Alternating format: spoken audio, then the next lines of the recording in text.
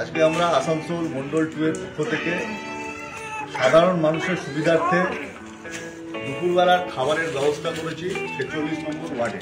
এবং আমরা সমস্ত যাদের দরকার আছে তাদেরকে আমরা আজকে বিভিন্ন লোকের মাধ্যমে, তাদের সাহায্যের মাধ্যমে, বিভিন্ন এনজিওর সাহায্যের মাধ্যমে আমরা এই অভিনব প্রকল্প শুরু করেছি। আসানসোল মন্ডল 2 বিজেপি প্রত্যেকবার সপ্তাহে 2 দিন করে এরকম সাধারণ মানুষের সুবিধার জন্য দুপুরের খাবারের ব্যবস্থা করবে এবং এই প্রকল্প আমাদের লাগাতার চলবে। আজকে আমরা